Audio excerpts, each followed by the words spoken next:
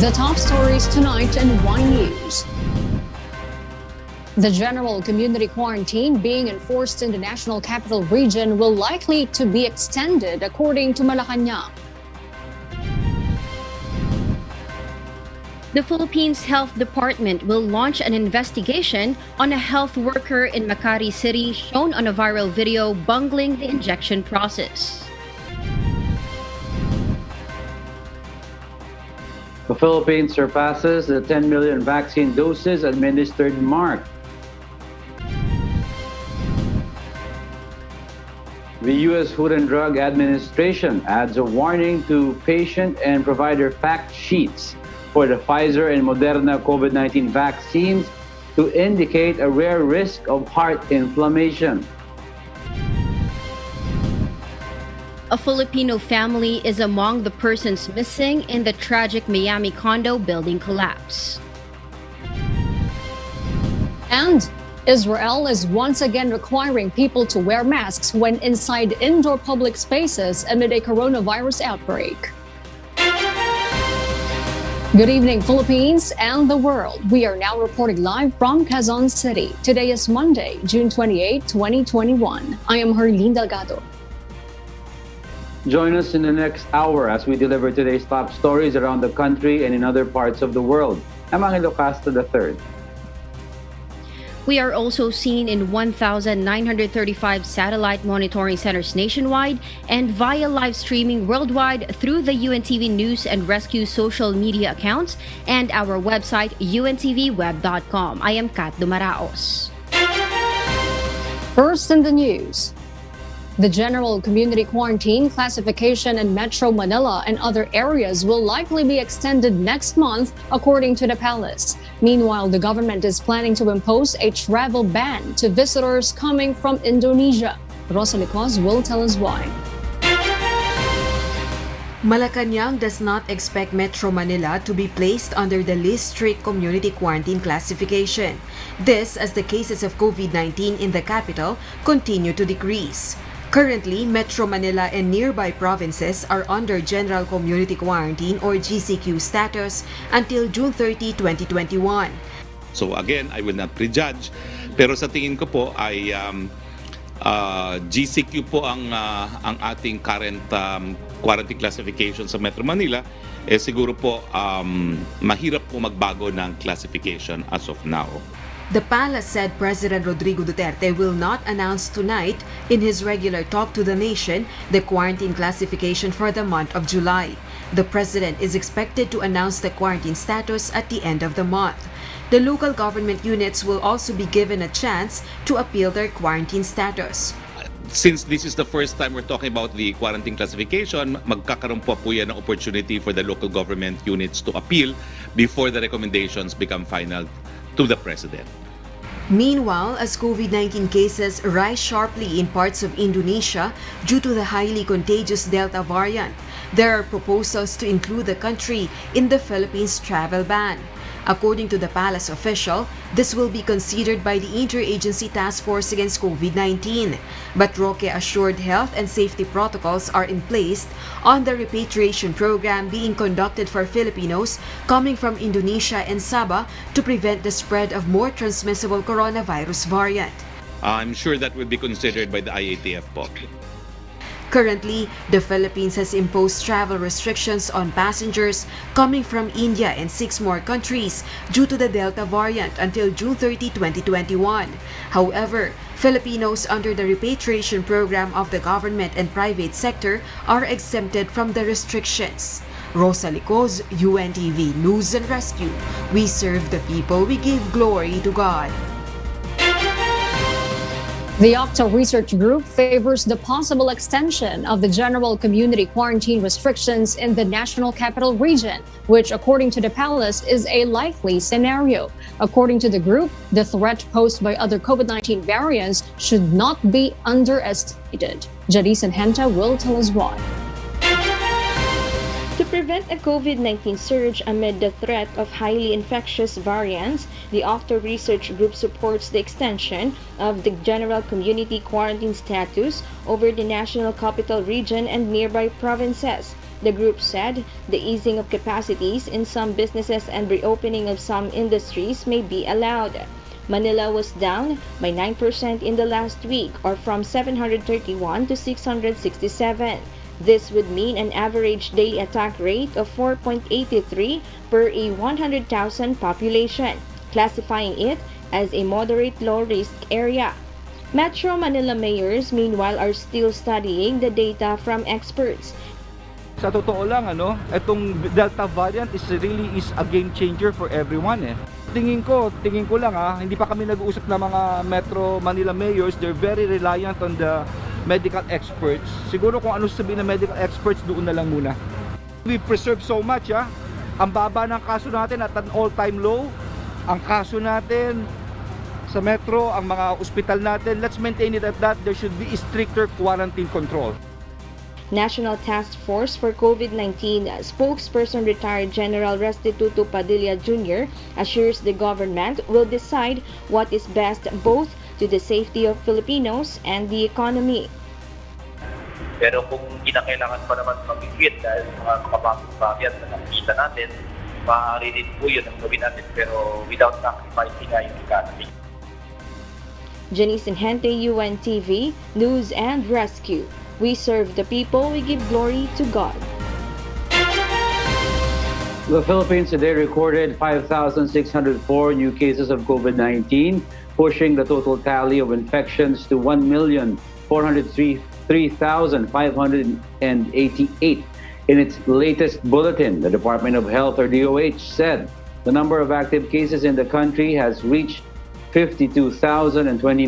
Around 90.1% of these cases are mild, 5% are asymptomatic, 1.49% are moderate, 2.1% are severe, and 1.4% are critical.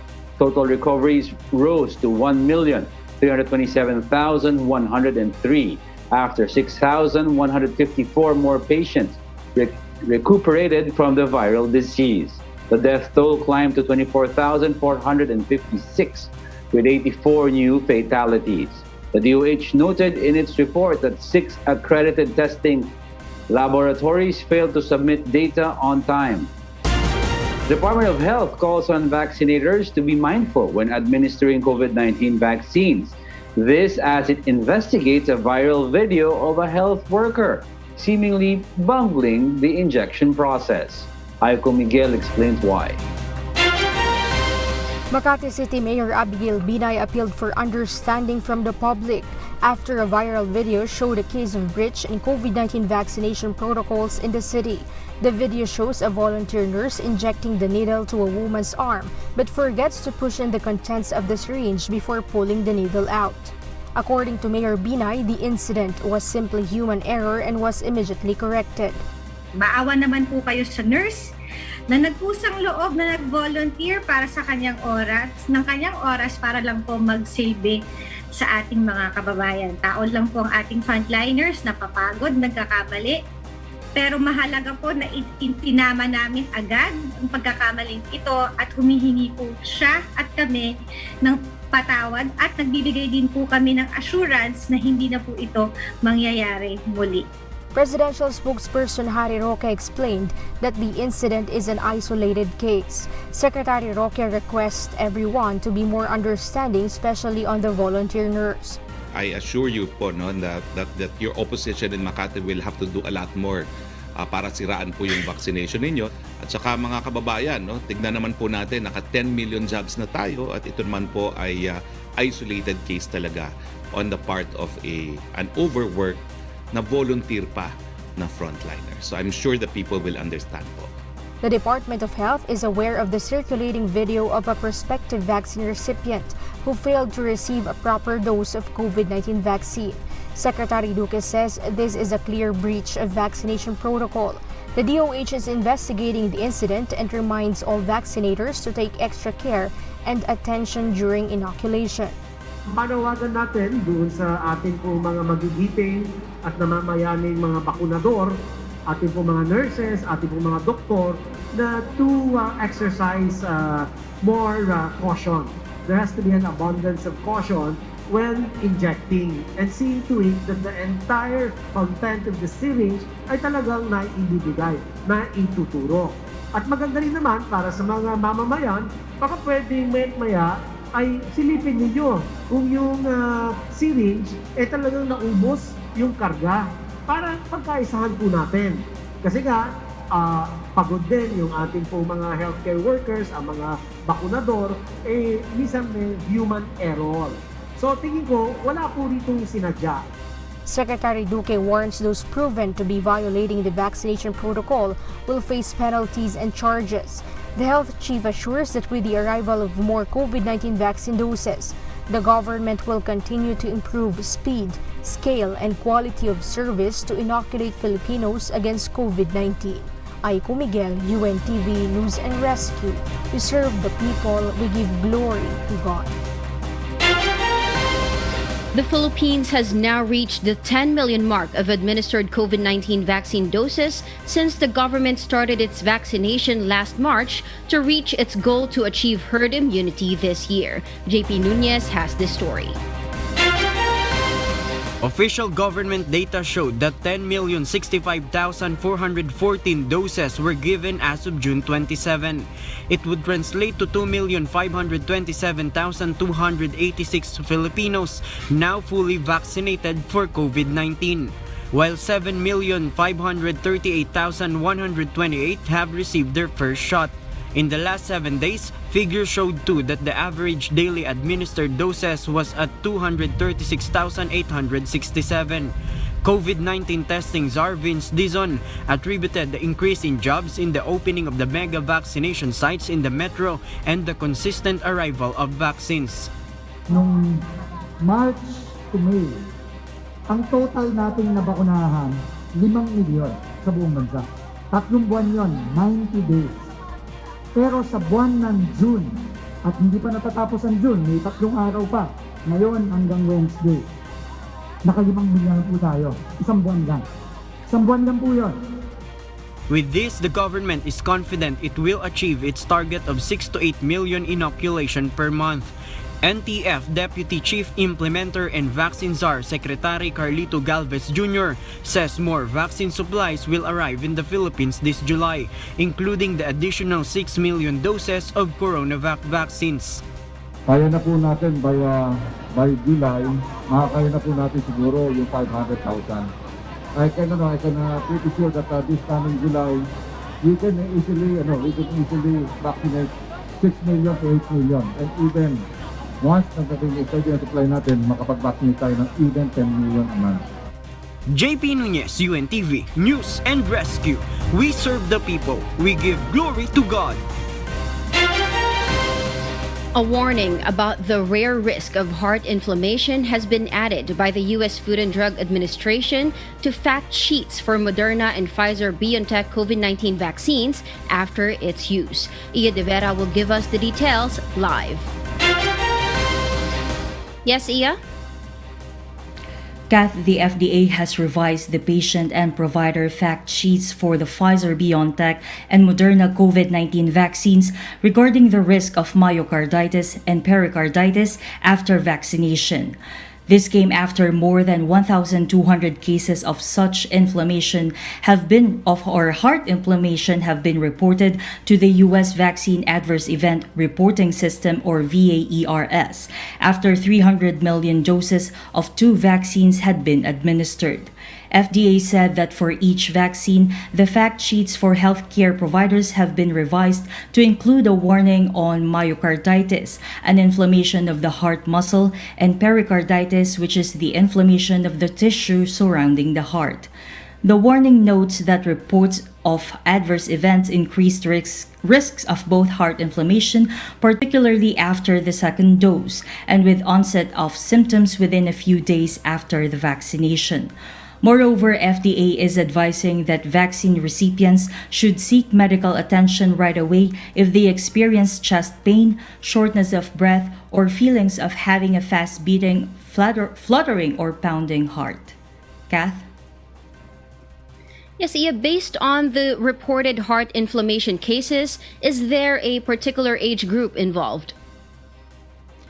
Kath, Centers for Disease Control and Prevention, or CDC, has identified 309 cases of hospitalizations from heart inflammation. Many of them are young men and under the age of 30.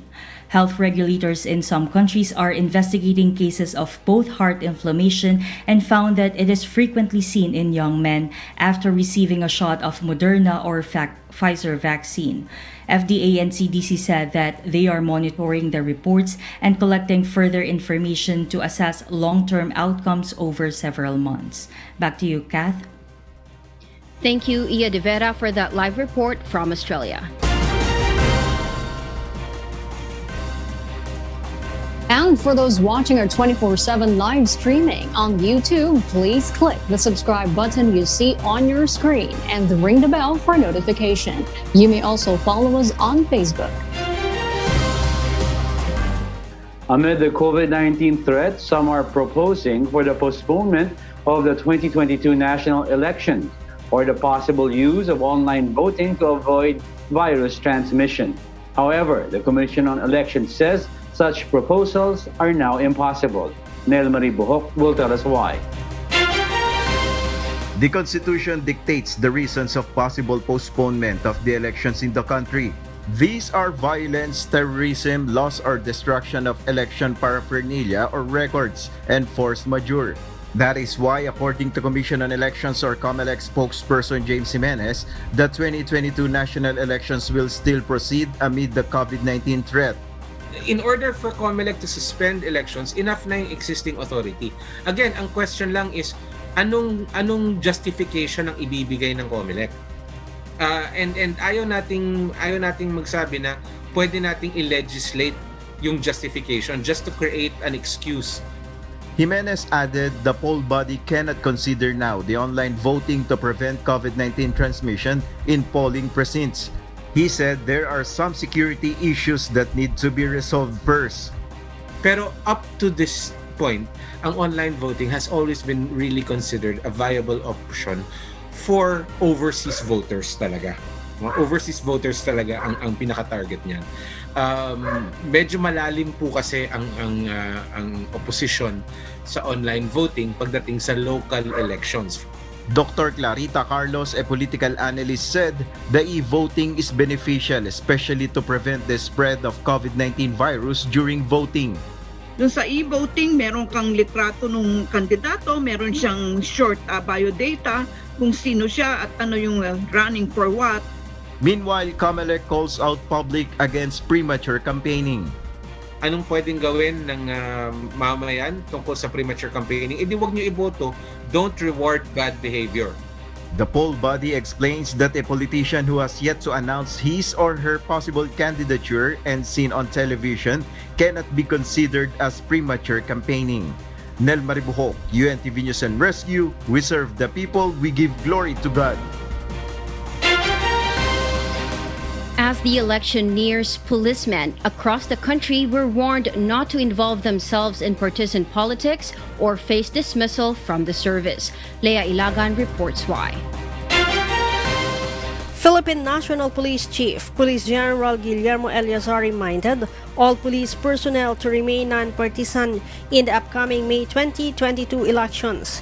The reminder came after 6 policemen from Negros Oriental were recently dismissed from the service after the National Police Commission found them guilty of grave misconduct and grave irregularities in the performance of their duty.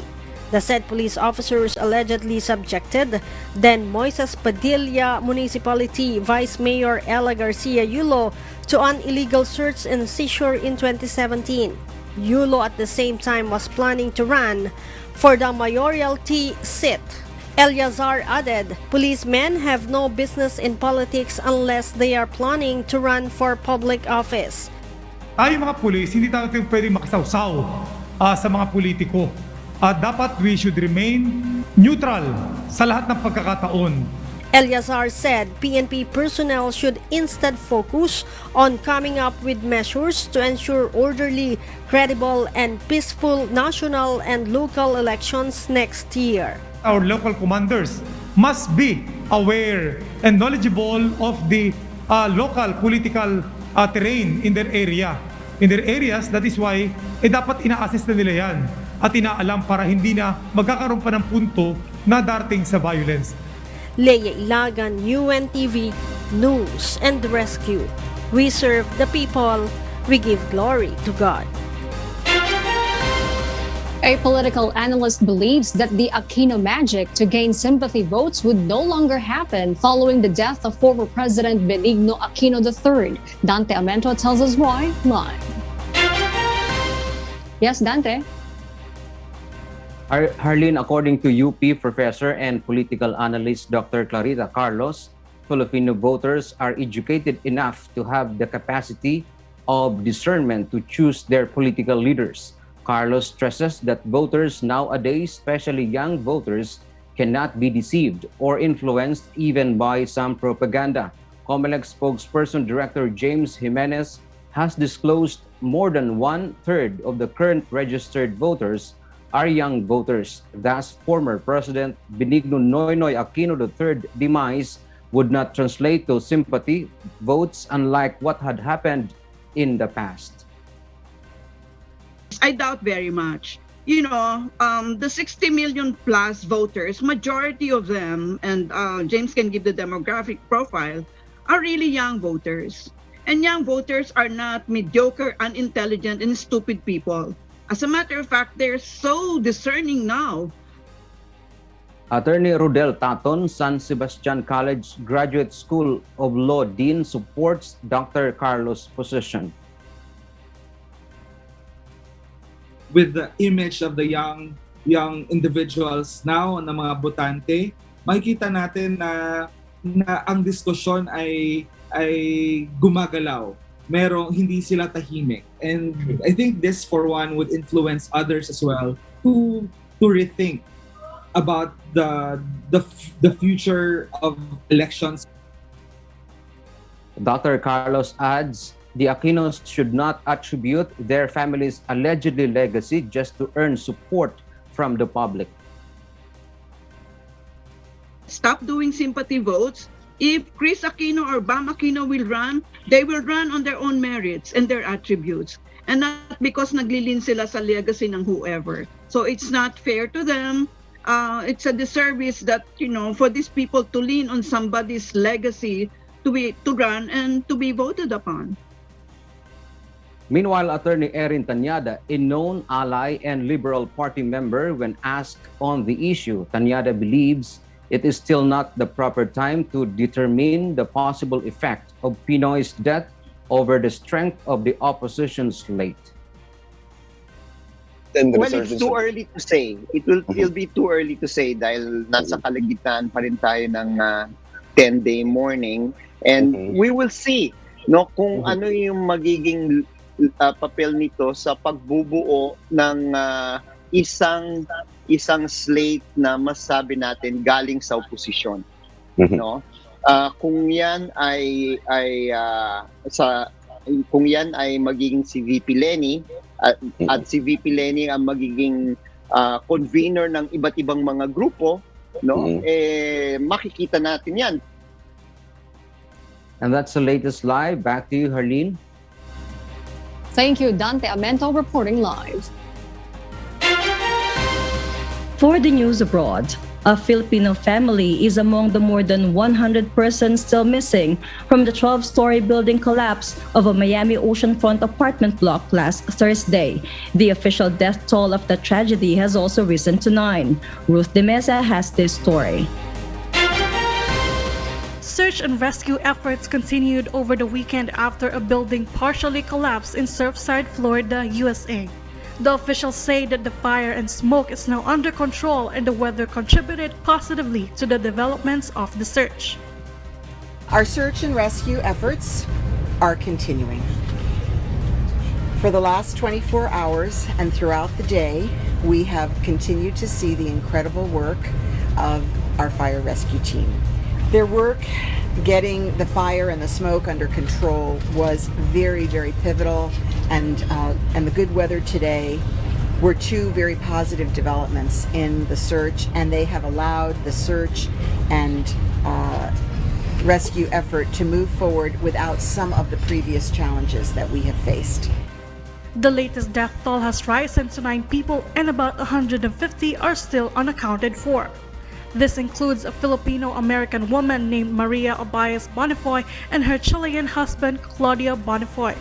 According to their relatives, the couple lived on the 10th floor in Unit 1001 of the Surfside building, and it is unclear where they may be at this time and is asking the public for any information. Meanwhile, Florida Governor Ron DeSantis signed an executive order to help with the families and community affected by the tragedy. Ruth De Mesa, UNTV News and Rescue USA. We serve the people, we give glory to God.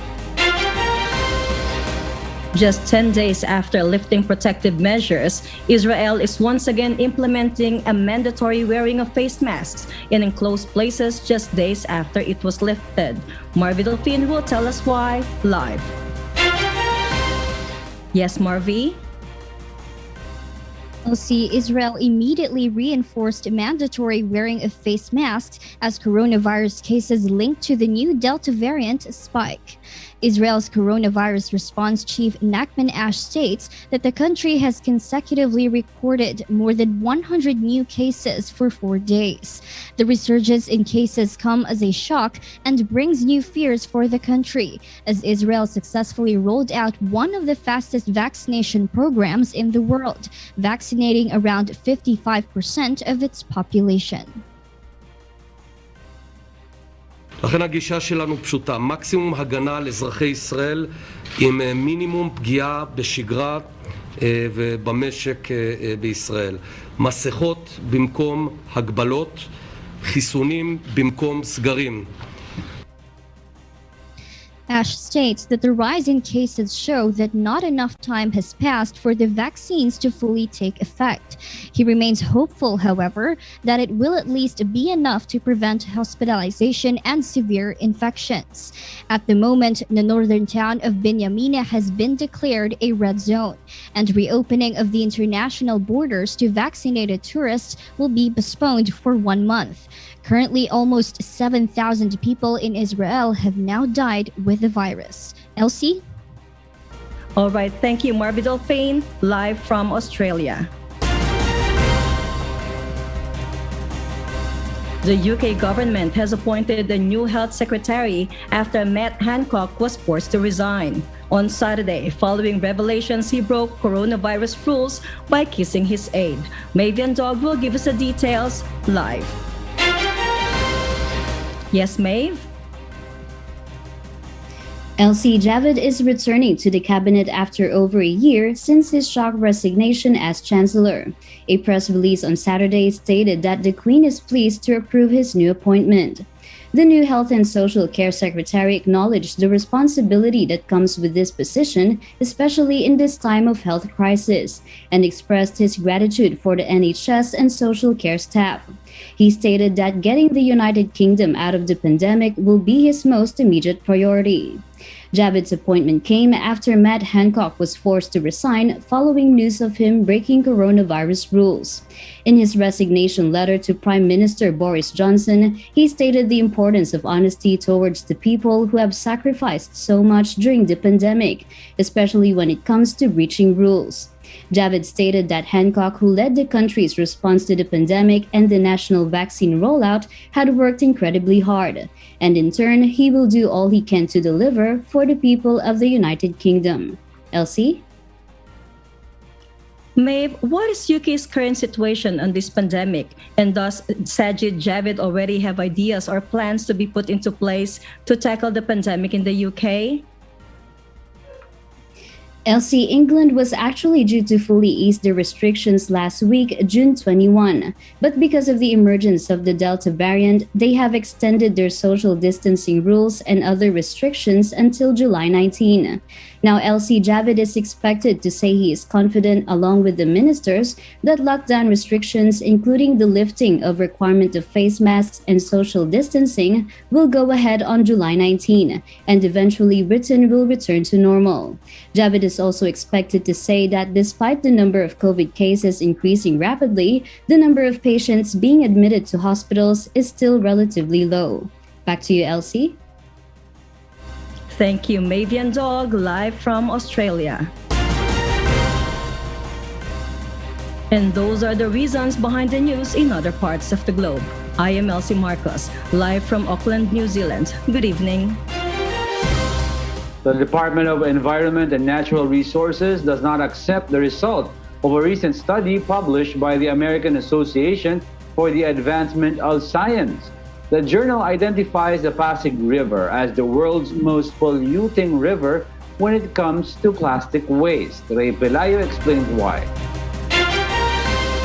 Department of Environment and Natural Resources Undersecretary Benny Antiporda negates the basis of the study published last April in the Science Advances.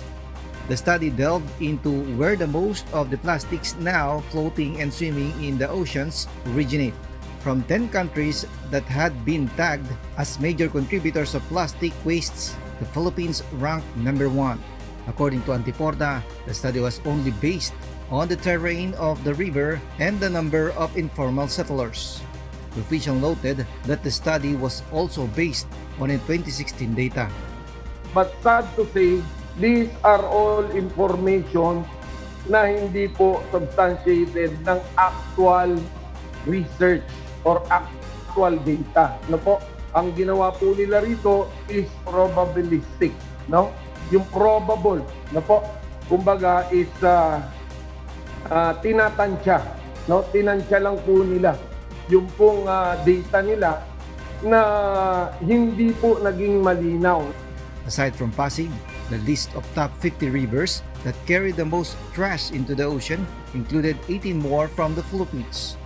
These rivers are Tulyahan, Meycauayan, Pampanga, Libmanan, Rio Grande de Mindanao, Agno, Agusan, Parañaque, Iloilo, Imus, Zapote, Cagayan de Oro, Davao, Malaking Tubig, Tambo and Pasay, Halaur, Cagayan, and Hamulawon. The DENR said that in 2020, they have gathered 7 tons of garbage from the Pasig River. The coliform level of the river also dropped on the same year from millions to thousands. So how can it end up in Manila Bay wherein doon pa lang sa creeks and rivers na-address na po natin? The DNR nevertheless urged the public to do their share in management of waste by proper waste disposal. We need to tell the people also the real score or the real situation of these rivers, no? Kasi ang mangyayari po niyan sa halip na yung taong nag-iisip na gustong mabago yung sistema sa pagtatapon ng mga plastic na ito, sasabihin wala naman ginagawa ang gobyerno. Kaya magtatapon na lang ako uli. Ray Pelayo, UNTV News and Rescue, we serve the people, we give glory to God. The Land Transportation Office, or LTO, finds difficulty in producing motorcycle plates. According to LTO Chief Assistant Secretary Edgar Galvante, the agency needs additional funds to supplement the motorcycle plate backlog. Marvin Calas explains why. The Land Transportation Office aims to producing 18 million motorcycle plates until the end of next year. But the LTO finds difficulty in the production of 10 million motorcycle plates that were hampered in the year 2017 and the preceding years. LTO Chief Assistant Secretary Edgar Galvante says the acquisition of new machineries intended to supplement the motorcycle plate backlog became a challenge. Kasi yung inaasahan po natin madadagdag na equipment, yung robot, ina-expect po sana namin yan earlier na ma-install. Bagamat dahil sa pandemya, yung mga inhinyero na mag-install niyan nung gagaling sa Germany at sa Netherlands, hindi po nakarating. And ito po ay nag-cause ng isang malaking delay sa dami ng motorcycle plates na imprenta ng LTO sa pang-araw-araw. To resolve the knot, the LTO plans to get another manufacturing company in aid of the production until 2022. Nag-request po kami sa kasama sa budget ng LTO. Isinama namin yung pangangailangan around 2.5 billion.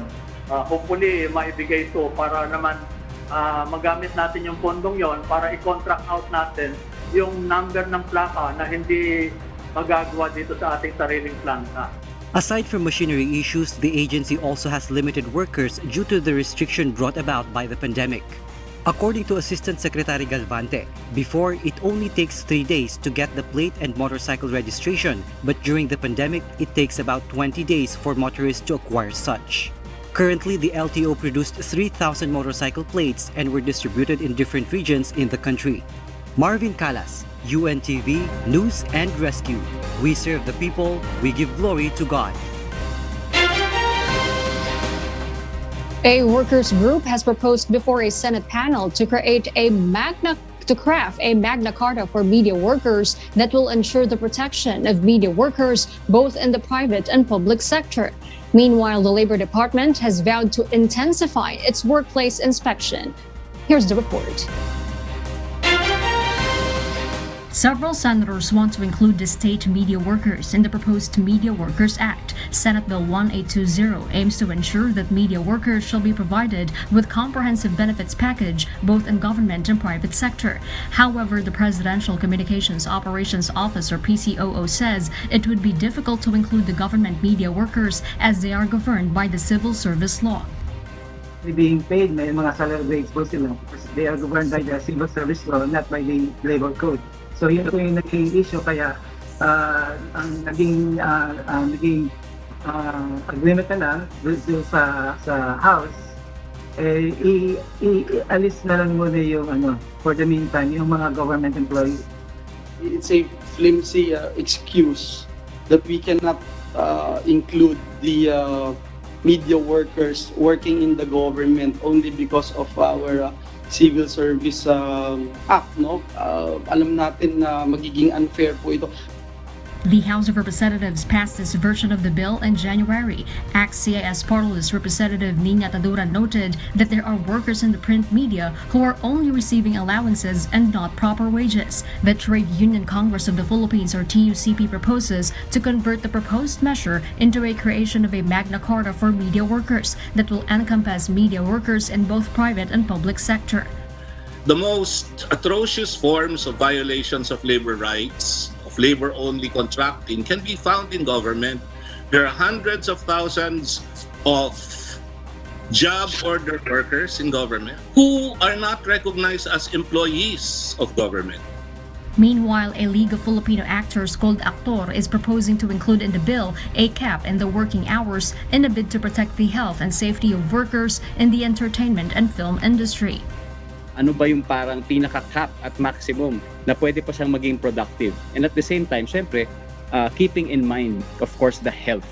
We accept that, imposible talaga na matapos namin ng walang oras. Kaya ang apela namin ay baka maaaring ilagay siya ng 12 hours cap excluding mealtime. The Senate panel also discussed the proposed Garcia Law, which aims to formulate occupational safety and health standards for the workers of movie and television industry. The bill was a tribute to veteran actor Eddie Garcia, who died in 2019 after a taping accident. The Department of Labor and Employment vows to prioritize its inspection of workplaces in the industry to ensure safe working conditions and check the adherence of companies to labor laws. Because of this lack of this enforcement, all the work-related incidents have arisen. Yes, we are now going to really address this, and which means we will be working with all stakeholders, both in private and in government, because we understand the nuances of this sector. Jorlin Delgado, UNTV News and Rescue. We serve the people, we give glory to God. And before we close, we will leave you with the final word, giving glory to God. From the book of Proverbs, chapter 22, verse 1, it says, "A good name is rather to be chosen than great riches, and loving favor rather than silver and gold."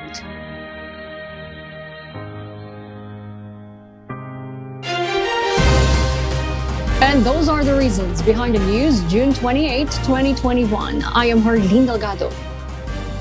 Reasons we deliver to you as they unfold. I'm Angelo Castro III. Because we need to know, we will always ask why. I am Kat Dumaraos, sitting in for William Theo, live from Bangkok, Thailand. We serve the people, we give glory to God.